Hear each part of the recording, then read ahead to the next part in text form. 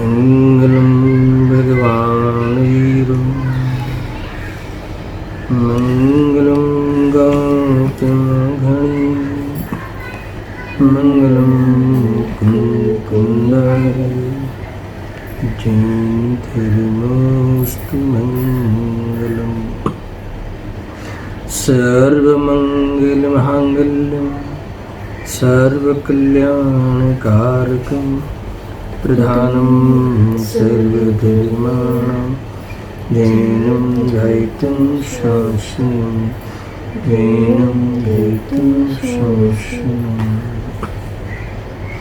नमस्मे साराय स्वानुभूत्या च कामस्ते चित्से भावाय भावाय सर्वभावान्तरं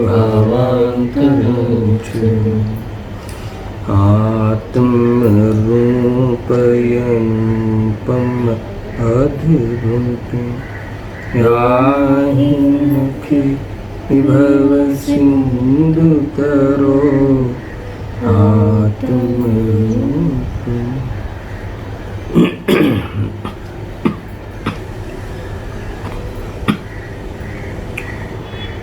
समय सार कर्ता कर्म अधिकार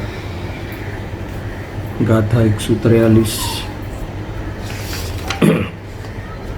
नय द्वय कथन जाने ज केवल समय मां प्रतिबद्ध जी नय पक्ष कई पण नवग्रहे नय पक्ष थी परिहीन ते।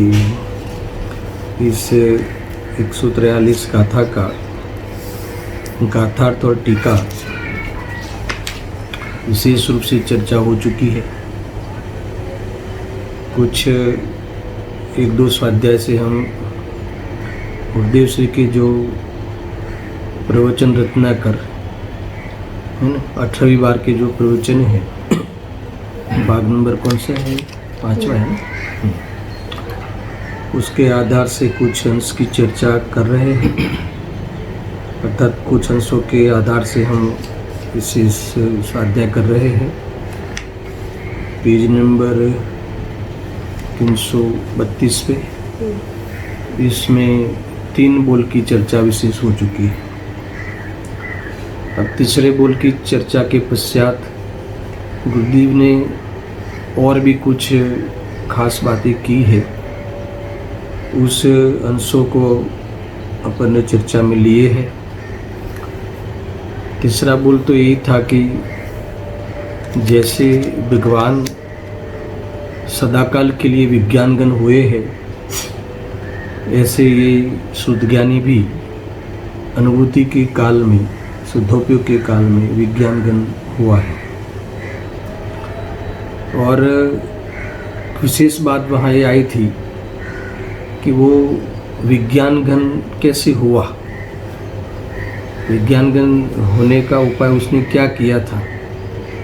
तो भेदज्ञान के द्वारा, और भेदज्ञान में एक ऐसा शब्द उपयोग किया था, इस आचार्य देव ने किया है कि भेदज्ञान का कौन सा शब्द किया था याद है, तीक्ष्ण ज्ञान दृष्टि। तीक्ष्ण ज्ञान दृष्टि के द्वारा, भेदज्ञान के द्वारा इस जीव ने अपने आत्मा को ग्रहण किया है, समय रूपी आत्मा से प्रतिबद्ध हुआ, उसमें उपयोग लीन हुआ, और ऐसे जब उपयोग स्वभाव में एकाग्र हुआ, और एकाग्र हुआ है ना विकल्पों से नहीं, समझ में आया, भेद ज्ञान के बल से। शुद्धोपयोग का उपाय क्या है, भेद ज्ञान। भेद ज्ञान आराधना है, और उस आराधना का फल वितरागता है। और ये वेद ज्ञान की जो क्वालिटी बताई, विकल्प रूप वेद ज्ञान की बात नहीं है, इसमें अनुभव रूप वेद ज्ञान, यानी तीक्ष्ण ज्ञान दृष्टि के द्वारा, विशेष जो ज्ञान में वो ताकत है, कल बताया भी था कि वो कहीं भी इतना ज़बरदस्त ताकत वाला है कि पूरे लोकालोक में चला जा सकता है, हो सकता है ना, लोकालोक में व्यापकपणे चला जा सकता है, यानी लोकालोक को जान सकता है। और जैसा वस्तु का स्वरूप है वैसा ज्ञान में प्रकाशित जो होता है, तो ज्ञान के विवेक द्वारा वो जैसी वस्तु का स्वरूप है ऐसा भान हो जावे, तो कहीं भी दुनिया में कर्तव्य भाषित नहीं हुए। ज्ञान उस बात का परिचय कर लेता है, ज्ञान में सत्य जानने की ताकत है, आगम आश्रय से जानकर उसका शुद्ध ज्ञान में सत्य निर्णय करने की ताकत है। और जितने भी विश्व में अनंत वस्तुएं हैं वो सब परिपूर्ण है, द्रव्य से भी पूरा, गुण से भी पूरा, पर्याय से भी पूरा, अपनी अपनी पर्याय अपने स्वकाल में है ना होने लायक होती है। क्रमबद्ध के कानून अनुसार हर एक द्रव्य अपनी पर्याय को प्राप्त होता है, इसलिए कहीं भी न पर्याय में कुछ करना है, और द्रव्य शाश्वत है हर द्रव्य, इसलिए उसमें भी कुछ न करना धरना है। कि करने धरने का बोझा था, है ना, भ्रम से करने धरने की जिम्मेदारी ओढ़ी थी, वो सब वेद ज्ञान के बल से समन हो गई। वेद ज्ञान की वह ज्ञान की वो ताकत है, ज्ञान में वो सूक्ष्मता है, ज्ञान में वो तीक्ष्णता है कि कितनी भी चीज़ें मिली हुई हो, अरे सारी इंद्रजाल को भी वो है ना परख लेता है ना। उसे सत्य पहचानने की ज्ञान में बहुत बड़ी ताकत है। और जब सत्य की पहचान होती है और श्रद्धा वहाँ समर्पित होती है, तो इस प्रकार से श्रद्धा ज्ञान सम्यक होते हुए जो एकत्व बुद्धि पूर्वक का राग विकल्प खड़ा ही नहीं रहता, अभाव होकर शुद्धोपयोग की कणिका, शुद्धोपयोग की प्राप्ति होती है। और ये जो शुद्धोपयोग प्राप्त हुआ, ये जो निर्विकल्प दशा आत्मबल से प्राप्त हुई, ये जो शुद्धात्मा की एकाग्रता इन जीव को पुरुषार्थ के बल से है ना प्रकट कर ली, ज्ञान ज्योति का प्रकाश हो गया, समझ में आया, ज्ञान ज्योति उदित हो गई, अंधकार चला गया, अज्ञान मिट गया, समझ में आया कि नहीं।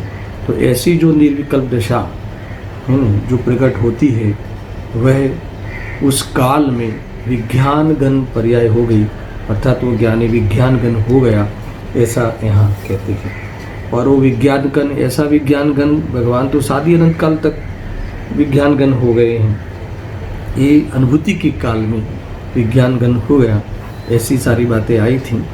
और गुरुदेव सिंह ने काफ़ी कुछ और भी 2-3 पैराग्राफ यहाँ हो गए थे। एक बात ये भी कही थी कि ये धर्म की प्रथम भूमिका शरू थवाना काळनी વાત ચાલે છે, यानी ये जब भी अनादि मिथ्या दृष्टि है ना पहली बार आत्मा की अनुभूति करेगा अथवा सम्यक दर्शन की उत्पत्ति होगी, तो इस प्रकार से विज्ञान घन वाली परिणति में वह प्रतीति सम्यक हो गई।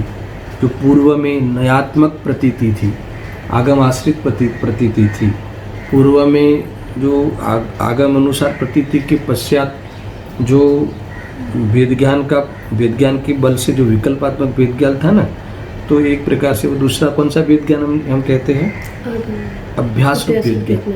अभ्यास रूप वेद ज्ञान में वो बहुत दृढ़ता थी, निर्णय में दृढ़ता थी, फिर भी वो प्रतीति के खाते में नहीं आएगा, है ना। फिर जब वो शुद्धोपयोग के काल में वे प्रतीति सम्यक हो जाती है, वो निर्णय वाली जो पोषण है वो प्रतीति रूप में हो जाती है।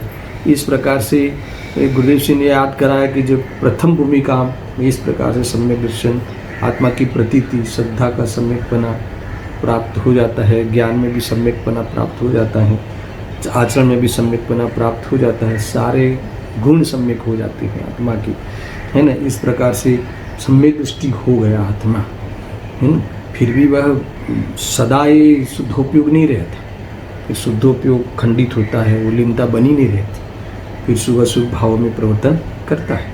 मगर जितना काल वो शुद्धोपयोग में रहा उस समय एक जरा भी विकल्प नहीं उठता, और जो भी उसके ज्ञान में जानने की जो योग्यता हो उस समय वो ज्ञान झलकता हो, कोई भी नए का विषय झलकता हो, फिर भी वह उसमें राग द्वेष नहीं करता, यानी ग्रहण नहीं करता।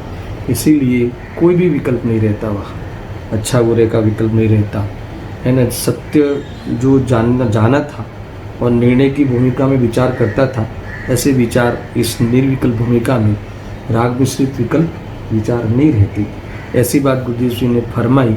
तो इसमें एक बात इन्होंने बहुत वजन दे के कही कि जब उस समय दोनों नयों का विकल्प नहीं रहता, न व्यवहार आश्रित कोई विकल्प रहता है, न कोई निश्चय आश्रित कोई विकल्प रहता है ना। यानी वो व्यवहार जो पूजा पाठ आदि का विकल्प, पढ़ने का, स्वाध्याय का व्यवहार रहता है पूर्व भूमिका में, जब वो विकल्प, वो प्रवृत्ति भी नहीं रही, वो विकल्प भी नहीं रहा, तो फिर वह व्यवहार से निश्चय प्रकट हुआ, ऐसी कोई बात सिद्ध होती नहीं। उस पर वजन भी दिया था, ये बात यहाँ कही थी। और अब हमने ये जो सेकंड लास्ट पैरा है ना, उस पर थोड़ा सा विचार किया था। इसमें गुरुदेव सिंह ने बहुत करुणा जताई और एक कहा कि भाई तुम इतना शुभ भाव और इतना व्यवहार के प्रति तुम एकांत मत कर, है ना। तो हम जो निर्विकल्प दशा की चर्चा कितने समय से करते आ रहे हैं, तो ये निर्विकल्प की दशा प्रकट करने की जो हम प्रेरणा देते हैं, तो आ तो तारा स्वरूपनी बात छे, आ तो तारा घरनी बात छे, तारा अधिकारनी बात छे। कल एक बात अंत में हमने बात उठाई थी, और ऐसा कहते हुए इन्होंने एक इशारा किया था कि ऐसे कई जीव होते हैं कि जिनको ये जो शुद्धोपयोग चतुर्गुण स्थान में अनादि मिथ्या दृष्टि सबसे पहले आत्मानुभूति करता है, तो शुद्धोपयोग के काल में आत्मानुभूति होती है।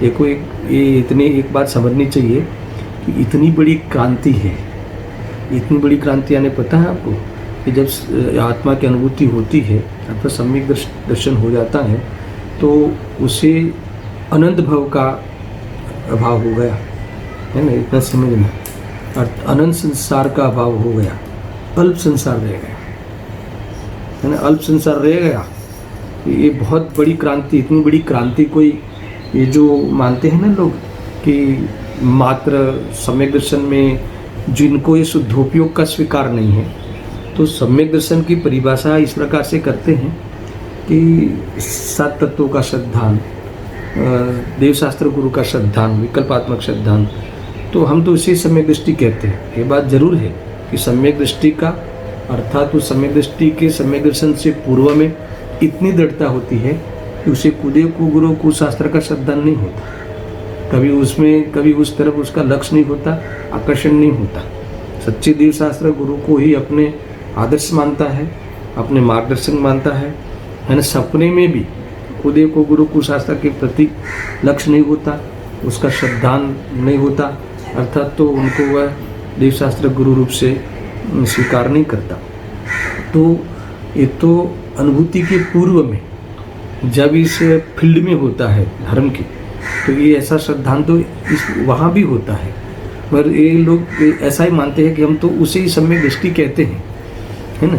यानी ग्रहित मिथ्यात्व छूट गया, तो वो उनको लगता है कि जैसे अग्रहित मिथ्यात्व तरफ तो ध्यान ही नहीं जाता कि ये देखो ऐसा है कि मुझे बराबर याद है, शायद आप सबको भी पता होगा कि ये जो पहले जो आहार आदि की व्यवस्थाएं जब भी बनती थी, हम रस लेते थे तो महाराज को आहार देते थे, तो वो सबसे पहले मिथ्यात्व को छुड़ाते थे, है ना। तो ये यानी कौन से मिथ्यात्व को छुड़ाते थे? ग्रहित मिथ्यात्व को प्रतिज्ञा दिलाते थे कि कुदेव को गुरु को शास्त्र के प्रति रंच मात्र भी, है ना, होभाव नहीं होना। यानी देखो द्वेष की बात नहीं सिखाते थे, यानी हमारा जो कार्य करना है, हमारा जो प्रयोजन है, उसमें वो निमित्त नहीं बनते, इसीलिए वो वहाँ हमारा काम नहीं है। हमें जो काम करना है उसमें उनका मार्गदर्शन काम में नहीं आता, बस इतना सा। तो इस प्रकार से जो ग्रहित मिथ्यात्व यानी अनादि से अग्रहित है कि देह में हूँ, पुण्य में धर्म है, स्वभाव के फल में रुचि होना, तो ये अनादि से है। परद्रव्य का कर्ता मानना, अपने को परद्रव्य के कार्य का कर्ता मानना, अपने कार्य को परद्रव्य कर्ता ऐसा मानना, तो ये जो अनादि से ये जो एकत्व, ममत्व, कर्तृत्व, भोक्तृत्व रूपी अज्ञान है, ये ग्रहित अग्रहित अनादि से है। तो इसका जो पोषण करना बंद तो हो गया, ग्रहित गया तो वो कोई सम्यक दृष्टि नहीं हुआ। सम्यक दृष्टि तो जब अग्रहित अनादि का जो ये देह के साथ एकत्व बुद्धि, कर्तृत्व बुद्धि आदि है परद्रव्य के साथ, वो टूटे तभी तो सम्यक दृष्टि होगा। तो इस आधार पे ये कहते हैं कि हम तो सम्यक दृष्टि इनको ही मानते हैं और उसको ही चौथा गुणस्थान मानते हैं। तो मुझे बताओ कि जब ये कर्णानियों की ओर से ये कहा कि मिथ्यात्व और अनंतानुबंधी का अभाव हो जाता है, तो अनंतानुबंधी का अभाव हो जाना, इसका अर्थ कि उतना आंशिक चारित्र की प्रकटता तो होगी नहीं, समझ में आया कि नहीं। और ये इतनी बड़ी क्रांति, यानी अनंत भव का अभाव हो जाना, अनंत संसार का अभाव हो जाना, अल्प संसार बच जाना, तुम सोचो तो इतनी बड़ी क्रांति कोई मात्र विकल्पात्मक सिद्धांत से नहीं होता। और देखो प्रायोगिक लब्धि में जब जीव आता ना, जो पूर्व में सम्यक दर्शन के पूर्व में 5 लब्धि है, तो प्रायोगिक लब्धि में जब जीव आता है तो वो तत्व का निर्णय हो गया वहाँ। तो वहाँ जो अंतःकोड़ा कोड़ी जो बंद हो जाता है, ये जो जैसे 70 कोड़ा कोड़ी सागर का बंद किया हो, उत्कृष्ट बंद जितना भी किया हो, वो मिथ्यात्व का, मौन्य कर्म का मात्र, तो वो अंतःकोड़ा कोड़ी हो जाता है, स्थिति कम हो जाती है, मगर वो अभाव नहीं होता। अभाव तो उसका दबना, उसका उपशम होना, अर्थात क्षोपशम होना या क्षय होना, ये सारी मैटर तो आत्मा की दृष्टि हो तभी होता है। इसीलिए ये बात कई प्रकार से सिद्ध होती है कि मात्र कोई आत्मा के तत्व के विचार करने से या देवशास्त्र गुरु के प्रति विशेष अहोभाव होना, उनके प्रति भक्ति भाव रहना, तो वो तो भक्ति भाव रहना वो तो वास्तव में चारित्र का परिणाम है। समझ में आया? वो तो जैसे हमें आत्मा की दृष्टि हुई हो अथवा हमें आत्मा का स्वभाव का दर्शन हुआ हो, तो उसकी अभिव्यक्ति है न भगवान की पूजा आदि के द्वारा करते हैं। वास्तव में कोई भगवान के प्रति अहोभाव होना वो कोई श्रद्धान का विषय नहीं है। वो तो वो जो कह रहे हैं वो सत्य है, ऐसा विकल्पात्मक श्रद्धान पूर्व में होता है। हमें वास्तव में वो बौद्धिक स्तर पे नक्की होता है कि नहीं ये बात सत्य है। अर्थात तो हमारी जो गलत फहमी होती है उसके सामने भगवान की बातें रखते हुए, है ना, हमारी जो मान्यता है वो गलत है, उतना स्वीकार होना, ये भी देवशास्त्र गुरु का बाह्य रूप से श्रद्धान है। मगर गलती एकत्व बुद्धि टूट जाना ही आत्मक श्रद्धान है, वही सच्चा सम्यक दर्शन है, ऐसा समझना। तो देखो इसमें ये बात इन्होंने खास बहुत ही करुणापूर्वक कही थी कि भाई ये तो तू अभी पंचम काल में संभव नहीं है, ऐसा मानकर तू इतना बड़ा कार्य का लाभ तुझे मिला है, अवसर आया है, तो ये अवसर तू छोड़ मत देना, इनका इतना कहना था, है ना। इसीलिए कहा कि भाई है ना, तो तारा स्वरूपनी बात चाले छे, छતાં तने तारी मान्यता ठेस पहुँची होय तो मने कोई तारी मान्यता तुझे ठेस पहुँचाने का मेरा कोई अभिप्राय या ऐसा उद्देश्य नहीं था, है ना। और ये कहते हैं कि जो इसका विरोध भी करता हो तो किसी को बात नहीं बैठे तो हम उसके प्रति द्वेष क्यों करें, है ना। उसके प्रति द्वेष न हो ऐसी सावधानी रखनी चाहिए। और क्योंकि वो भी वास्तव में भगवान है, उसके अंदर में भी भगवान विराजित, वो भी बीजभूत परमात्मा तत्व है।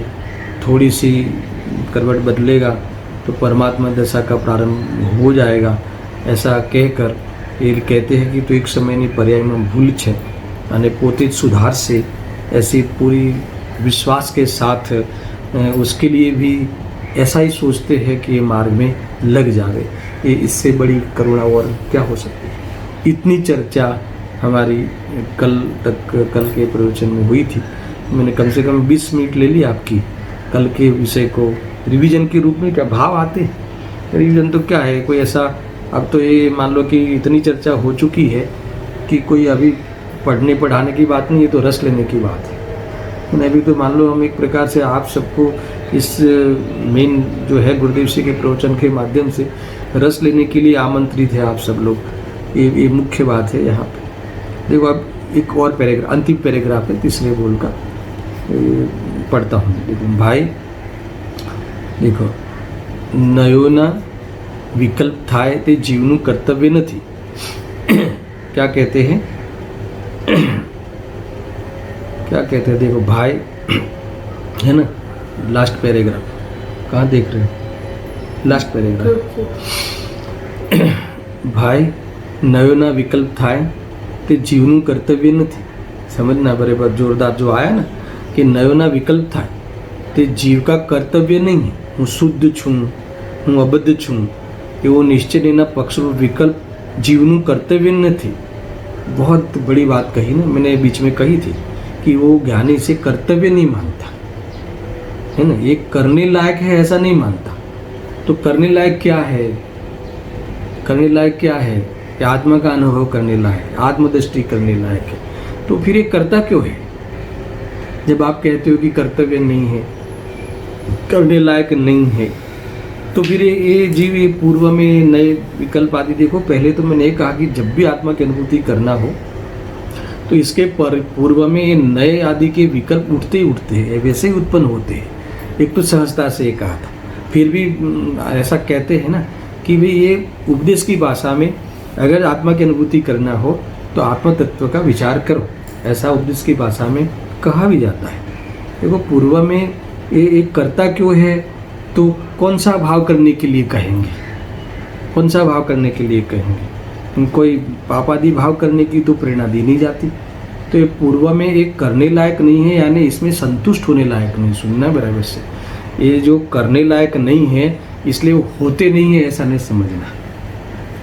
पहले समझना है का एक कर्तव्य रूप नहीं है, यानी ये कोई करने लायक नहीं है, यानी इसमें अटकने लायक नहीं है। यानी पूर्व में ये जो किए जाते हैं या पूर्व में ये जो नए की ओर से आत्मा को समझने के भाव उत्पन्न होते हैं, है ना, उसके नयों के द्वारा उसके एक एक दृष्टिकोण से आत्मा के बारे में हम विचार विमर्श करते हैं, तो ये सब किए जाते हैं या करता है या उत्पन्न होता है, जैसी भी भाषा में समझना हो समझो, मगर इसमें कोई अटक नहीं जावे, इसी को कोई सम्यक दर्शन नहीं मान लेवे, इसी में कोई संतुष्ट नहीं हो जावे, है ना। इसीलिए ये बात आई कि भाई इसमें संतुष्ट होने लायक नहीं है। इतना मात्र हमारा ध्येय नहीं था, वो हमारा तो ध्येय उसका आधार से ये हमें आत्मा के प्रति जो स्वरूप है उसकी दृष्टि करना, उसका अनुभव करना, है ना, यही मैं हूँ ऐसी प्रतीति करते हुए आत्मा की रुचि करना, ये हमारा प्रयोजन था। पर कोई इसमें संतुष्ट नहीं हो जाए, बहुत मुख्य बात थी। ऐसा है देखो कि ये कोई सामान्य बातें नहीं है ना, ये कोई जैसे शिविर आदि में आ जाते हैं, लोक व्यवहार निभाने के लिए कोई बात आ जाते हैं, तो इतनी कोई सस्ती बात नहीं है, समझना है ना। कई लोग तो ये आ जाते हैं ना कि भाई चलो आज हमारे ये जो हमारे कोई संधि है, नए संधि हुए हैं, तो ये डोनर है, तो उनकी तरफ से ये क्या है, शिविर है, तो इसीलिए आज आवे, और तो ये कोई और सुने, ऐसी बात नहीं है भाई। ये तो अपने आत्मा के लक्ष्य से सुनने की बात है, ये बताते हैं। यानी आत्मा का लक्ष्य मुख्य है। कई लोग ऐसे आते हैं ना, भी हमारे रिलेटिव की शिविर है इसलिए जाना पड़ेगा, है ना, फिर वो ओपनिंग में रहते हैं और समापन में आ जाते हैं, और बाकी बीच में मैं आ जाता हूँ, बस हमारा थोड़ा काम निपटा के आ जाता हूँ। तो इतना ये सस्ता मत समझना, धर्म सरल बहुत है मगर इतना सस्ता नहीं है, ये बात हमें ध्यान में रहनी चाहिए। देखो क्या कहते हैं कि नयोना विकल्प थाय ते जीवनु कर्तव्य નથી। હું શુદ્ધ છું અબદ્ધ છું એવો નિશ્ચયના પક્ષરૂપ વિકલ્પ જીવનું કર્તવ્ય નથી, કેમ કે ભગવાન આત્મા જે ચૈતન્યગન સ્વરૂપ છે, પવિત્ર સ્વરૂપ છે, તે રાગરૂપ अपवित्रताનો कर्ता કેમ થાય। देखो कैसी बात करते हैं ये, है ना। भगवान आत्मा तो चैतन्यगन स्वरूप है, चैतन्य गण यानी इसमें कोई विकल्प का कोई स्पेस ही नहीं है, विकल्प का अवकाश ही नहीं है। ये जब चैतन्य स्वरूप है तो वो राग इसमें आया कहाँ से? राग होवे ऐसी नहीं, इसमें शक्ति है, और राग हो जावे ऐसा कोई इसमें न कारण है, और उसको देखे तो न पर्याय में राग उत्पन्न होता है। ऐसा चैतन्य घन जो है वो पवित्र स्वरूप है, और ये राग रूप जो अपवित्रता है ये राग रूप पवित्रता को किसको कही दर्शन ने?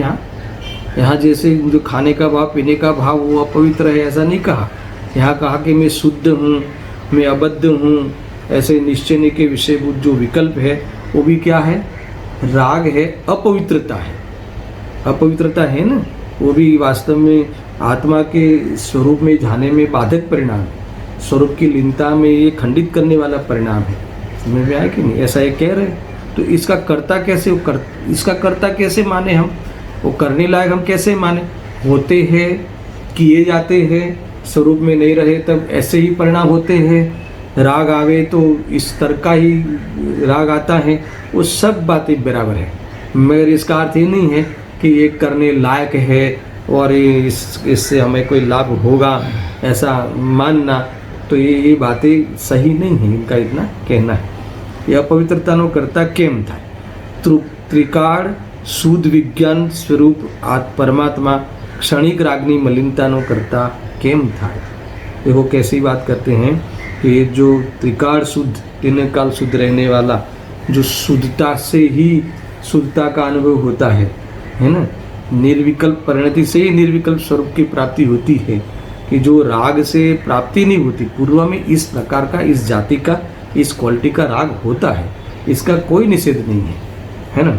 और इसी में ही देखा जाता है, जब भी ज्ञानी स्वरूप में नहीं होते तो जब भी शुभ भाव में आते हैं तो इस लेवल के ही भाव में वो दिखाई देते हैं, मगर फिर भी कोई इसमें रुकना नहीं है। इसमें कोई ये आते हैं तो इसका अर्थ ये नहीं है कि इसमें कोई रुकना है, ये करने लायक है, ऐसा नहीं है। देखो ये औद्योगिक भाव है और ज्ञानी के भी होते हैं, मगर औद्योगिक भाव कभी आदर्श नहीं होते। समझ में आया कि नहीं? औद्योगिक भाव किसी भी प्रकार से आदर्श नहीं होते। वो औद्योगिक भाव की कभी प्रेरणा नहीं दी जाती।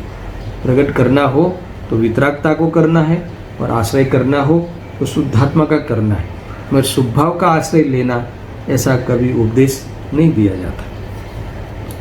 देखो त्रिकाल शुद्ध विज्ञान स्वरूप परमात्मा क्षणिक रागनी मलिनताનો કરતા કેમ થાય?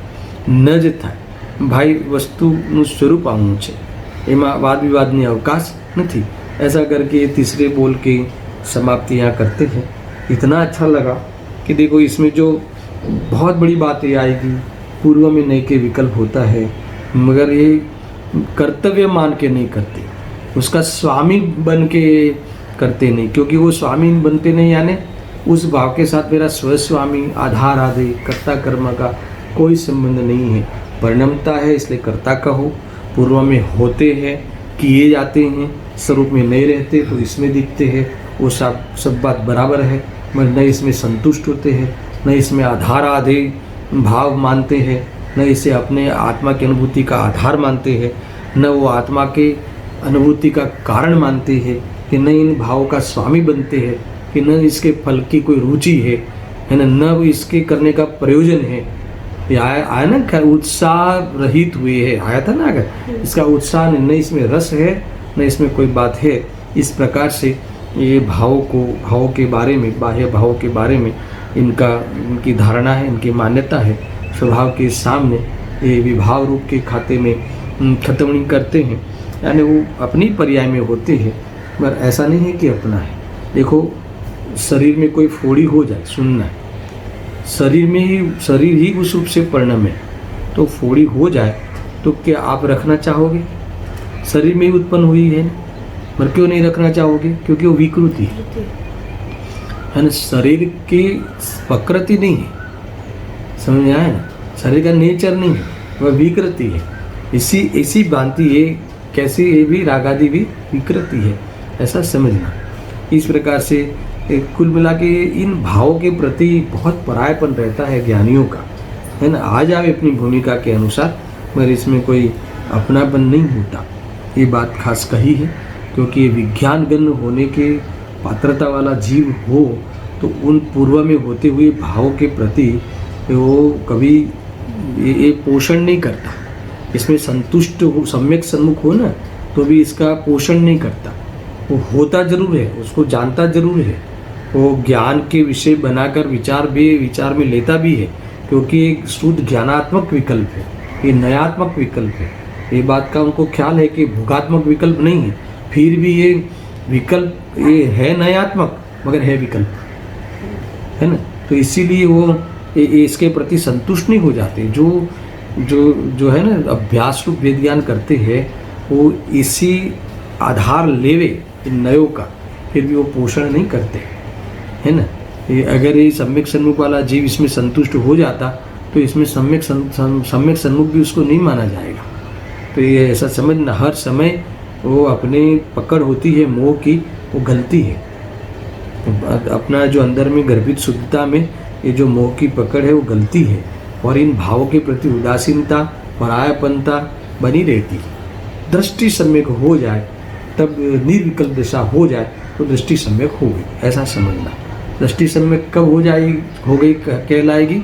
जब निर्विकल्प हो जाए। सबसे पहले अनुभूति जगे, शुद्धात्मा में लीन होके आवे, जैसा वस्तु परिपूर्ण है ना।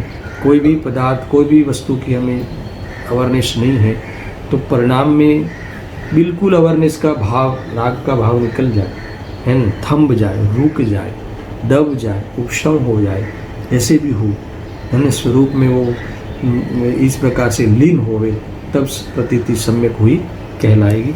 उसी को ही विज्ञान गण कहते हैं।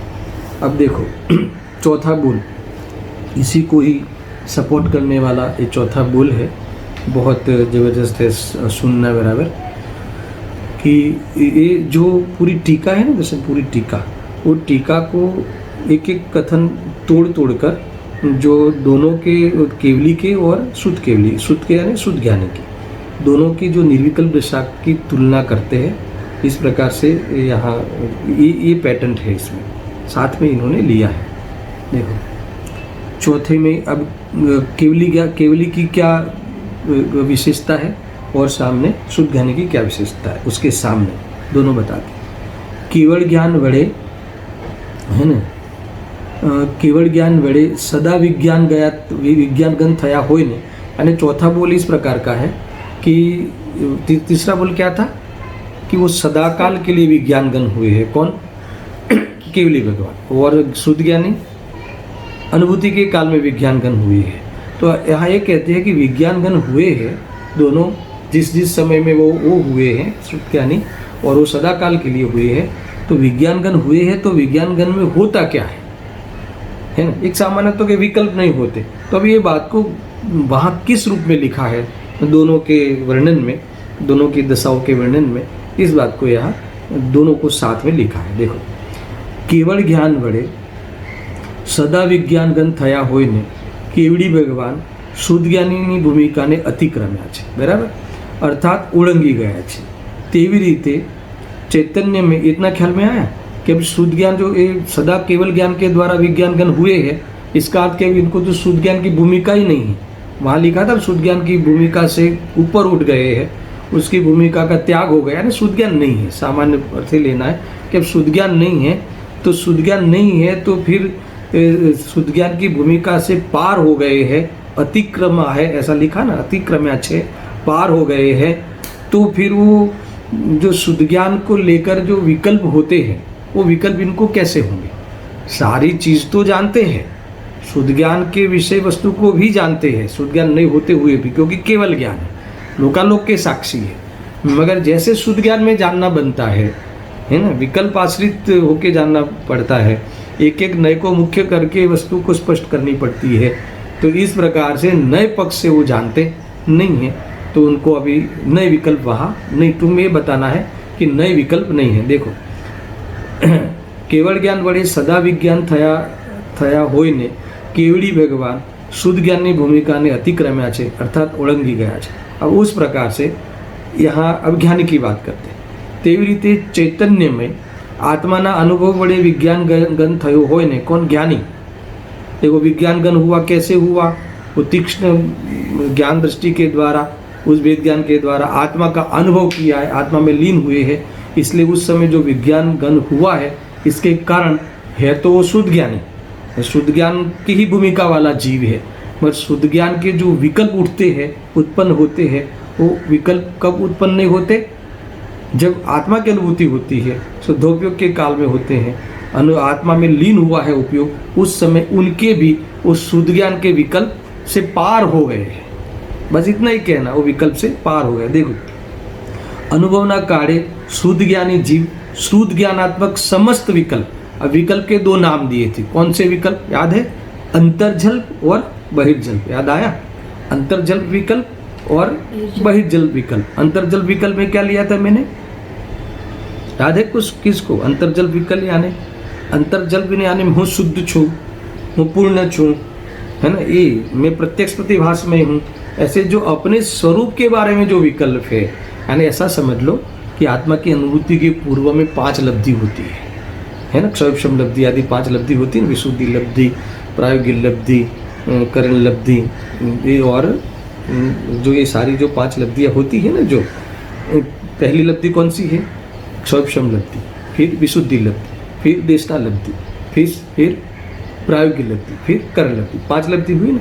ये 5 लब्धि जो है स्वभाव रूप है ना, बहुत ही विशुद्धि है इसमें। आत्मा की इतनी विशुद्धि होती है, स्वयं की परिणति में उपलब्धि, ये पूरी गर्भित शुद्धता का विषय है, ये 5 लब्धि रूप।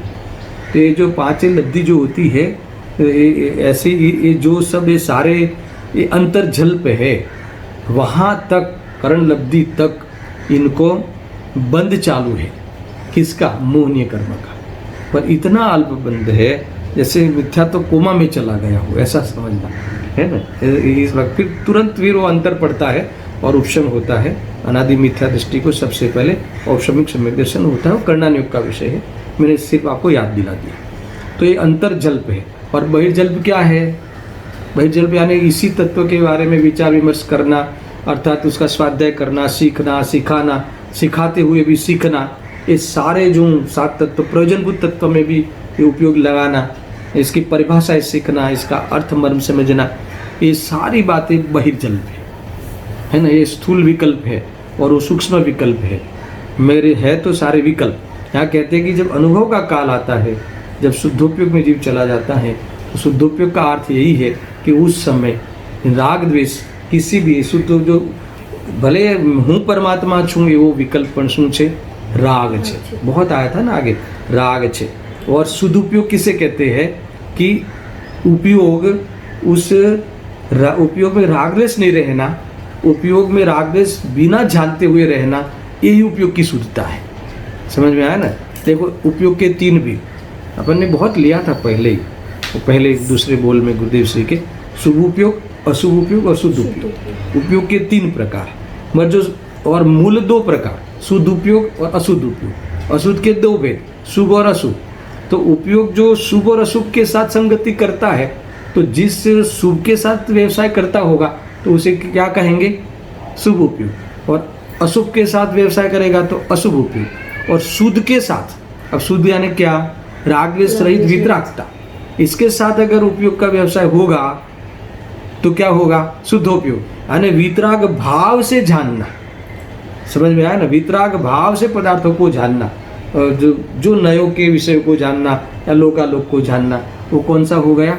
शुद्धोपयोग हो गया। वो वास्तव में उपयोग की शुद्धता है। ऐसा देखो, यहाँ क्या कहते हैं कि अनुभव ना काढ़े शुद्ध ज्ञानी जीव शुद्ध ज्ञानात्मक समस्त अंतर्जल्प અને બહિર્જલ્પ વિકલ્પોને અતિક્રમ્યું છે, ઓળંગી ગયું છે। ગજબ की बात है, सुनना बराबर છે।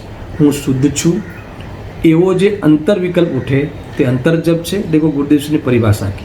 અને બહાર વાણી નીકળે તે બહિર્જલ્પ છે, है ना। वाणी निकले અને બહાર समझना, सुनना, बोलना, ये सारे ये सब बहिर्जल्प है। और आगे कहते हैं कि शुद्ध ज्ञानी अनुभवना काळમાં समस्त अंतर्जल्प रूप અને बहिर्जल रूप विकल्पों ने ओढ़ंगी गयो છે। यही विज्ञान गणता की बात है कि इनको भी ये सारे विकल्प इनके वहाँ नहीं होते। यानी ये कहना है कि चैतन्य प्रकाश के पुंज के द्वारा पर्याय पवित्र कर ली गई, पर्याय पवित्र हो गई, निर्विकल्प हो गई, जरा भी खंडित नहीं हो गई, है ना। थोड़ा भी विकल्प आ जाए तो एक पवित्रता नहीं रहती, एक लीनता नहीं रहती, खंडितता रह जाती है, खंडित हो जाता है उपयोग। तो जब चैतन्य पुंज का प्रकाश हुआ तो अज्ञानता न रही और वहाँ विकल्प नहीं रहा, वहाँ पवित्रता प्रकट हो गई। देखो, ये जो महाव्रत आदि के विकल्प होते हैं ना, ये भी वास्तव में पवित्रता को खंडित करने वाले हैं, उससे भी पवित्रता खंडित होती है, अर्थात लीनता खंडित होती है, ऐसा कहना है। देखो ये विज्ञान गण हुआ ना, जो शुद्ध ज्ञान की बात चल रही है, इसमें टॉप पे कौन है? छद्मस की बात है, मगर उसमें टॉप पे कौन है? मुनिराज टॉप पे है। तो इसमें ये जो मुनिराज जो होते हैं, तो इनके जो व्रतादि के विकल्प आते हैं, तो उस समय शुद्धोपयोग खंडित होता है। शुद्धोपयोग जो धारा है, जो स्वभाव की लीनता की जो धारा है, उपयोग की लीनता की जो धारा है, वो धारा है ना खंडित हो जाती है। और वो खंडित हो जाती है तो वो साक्षात्कार करना हो, साक्षात मोक्ष प्रकट करने में वो बाधा उत्पन्न करती है, ऐसा कहा है। कितनी बड़ी बातें हैं भाई। देखो ये जो 232 नंबर की गाथा है ना, प्रवचन सार, इसमें मुनिराजों का लक्षण बताया, एकाग्रता लक्षण। मेरा ये कहना नहीं है कि इनके व्रतादि नहीं होती, निर्जनता नहीं होती, ये सब बाह्य लक्षण है। और एकाग्रता है वो कौन सा लक्षण है? अंतरंग लक्षण है, वो उसका अंतरंग जीवन है। देखो जैसे मछली का जीवन जल है ना, ऐसे ज्ञानियों का जीवन क्या है? निर्विकल्प दशा है, एकाग्रता है, इनका जीवन है। वो जब भी ये जैसे जल से दूर करो मछली तो तब तड़पती है ना, ऐसे ही ये शुद्धोपयोग में से बाहर आते हैं तो तड़पते हैं, है ना। वो वापस से परिणति जितनी उनकी शांति है ना नहीं है, मगर शुद्धोपयोग से बाहर आना ये इनके लिए शोभा नहीं है और पसंद भी नहीं करते शुद्धोपयोग से बाहर आना। इसलिए जो हमारे जो मुनिराज होते हैं, ये मुनिराज का लक्षण एकाग्रता बताया, स्वरूप में इतने लीन रहते हैं कि वो बाहर आना उनको प्रवृत्ता ही नहीं, फिर भी आ जाते हैं तो तुरंत वापस अंदर जाने का पुरुषार्थ करते हैं। निर्विकल्प दशा का ही महात्म्य है, मुझे ये कहना है। बहुत बहुत बड़ी बात है भाई। ये जो बाहर के विकल्पों की तो क्या बात करें, यहाँ तो ये जो मैं शुद्ध हूँ, बुद्ध हूँ, ऐसे विकल्प में भी नहीं रहना है, ऐसी बात है। समझ में आया?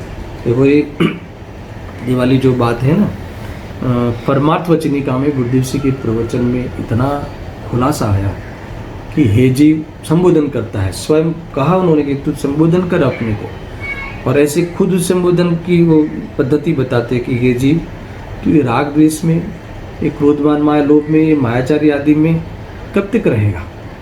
ये जो मायाचारी आदि तुम करता है, तो मायाचारी आदि करके तुझे बाहर में कोई धन आदि की प्राप्ति होगी, ऐसा मत मानना।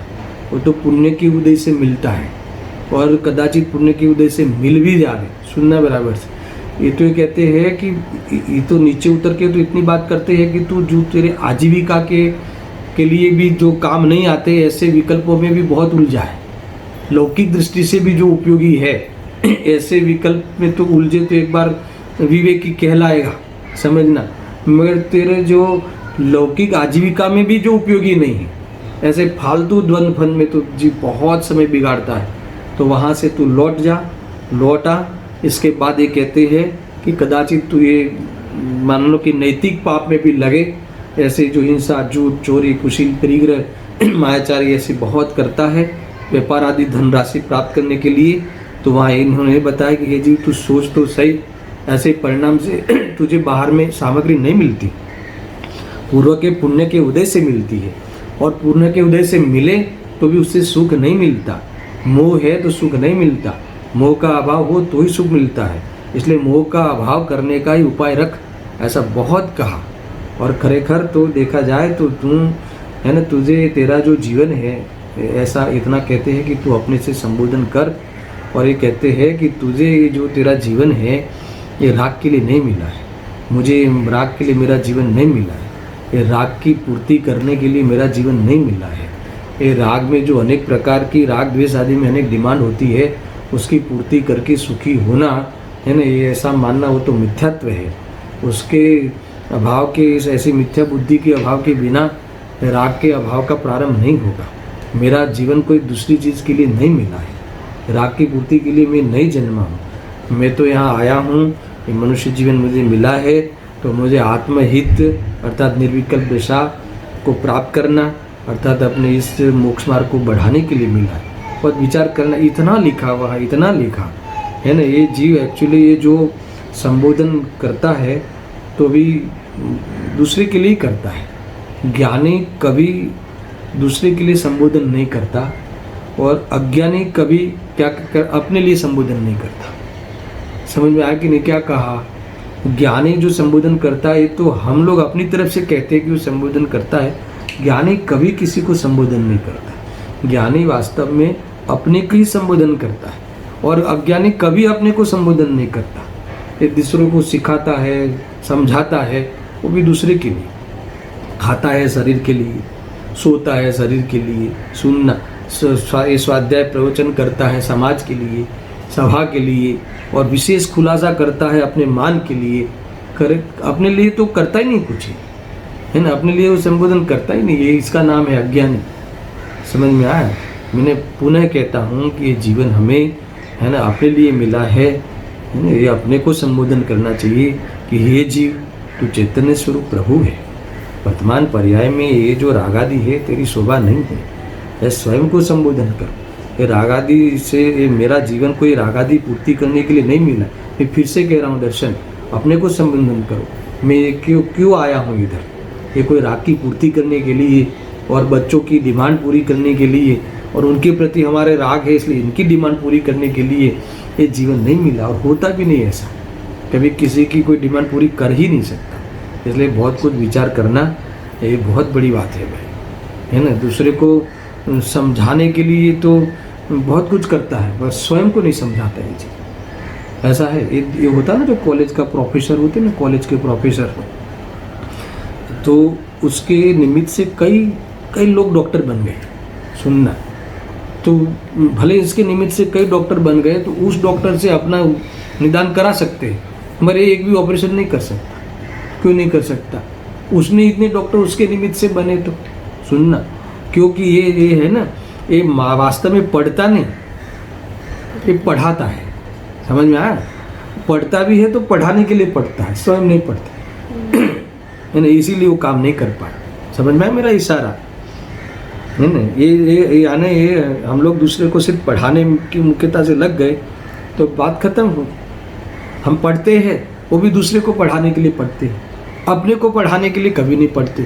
मैं तो कई बार कहता हूँ, हम सब लोग 4 बजे उठते हैं, 3 बजे कोई उठता है, स्वाध्याय बहुत करता है, तो कौन सा विषय लेना इसके लिए पढ़ता है मगर अपने लिए कभी एक बार पढ़े, है ना। स्वयं के लिए पढ़े, स्वयं के लिए समझे, स्वयं को संबोधन करे।